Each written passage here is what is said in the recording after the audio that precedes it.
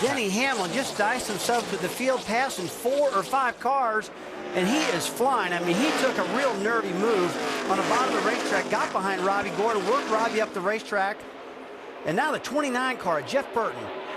That is his team car, the 21 car of Clint Boyer, in trouble. Here's the 17 car involved. Vickers involved.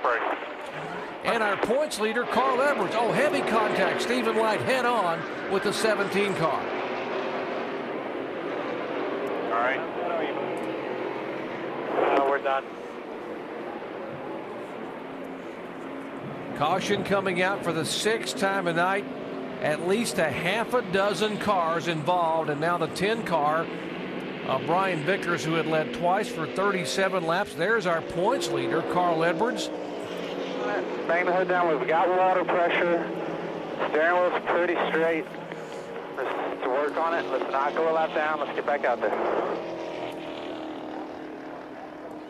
Well, if he could see what that car looks like, it's a little easier than, you know, not go a lap down. That thing is tore up. And take a look at the 17 car of Matt Kenseth. He is really tore up. And Stephen Light just nowhere to go, got caught up in the accident just after so much smoke out there, guys. And to try to drive through all that smoke and make it, it's really a tough thing. And that's what's happened to Stephen Light. He's had a good year all year long, winning that race in Kentucky. Let's take a look at this replay, guys. 4 wide right here. So everybody just looking for some racing room, and Matt Kenseth just gets a bump from behind. Well, Brian Vickers had a fast car throughout the night. He gets taken out in our points leader. And nowhere for these guys to go. And then Stephen Light comes in there in the 90 car, makes contact with Matt Kenseth. Boy, Andy, when you're behind there as a driver and you're seeing all that smoke and debris and stuff flying, I mean, you take a calculated guess. Should I go high? Should I go low? And sometimes, man, you just miss it.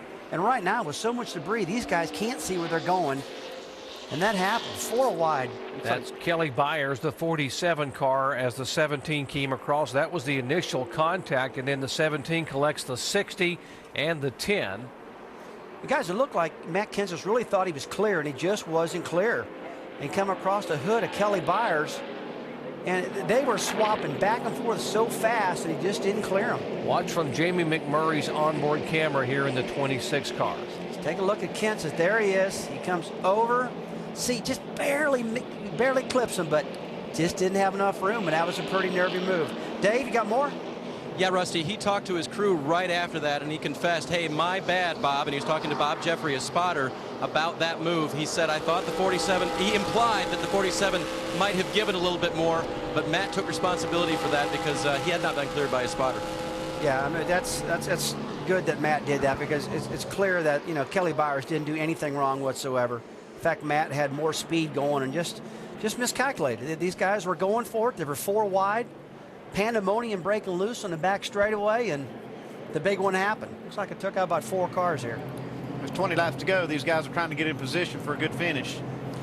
Carl Edwards was just sailing by on the high side, just minding his own business, and suddenly with the contact, he ends up getting the 17 car in his left front fender.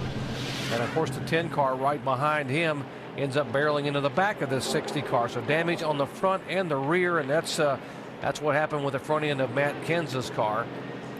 After the contact, there is the Toyota that was so strong here in the first 75 laps, leading some 37 circuits at California for Brian Vickers. You know, this Owners Championship point fight, Jerry, is starting to get messed up again now.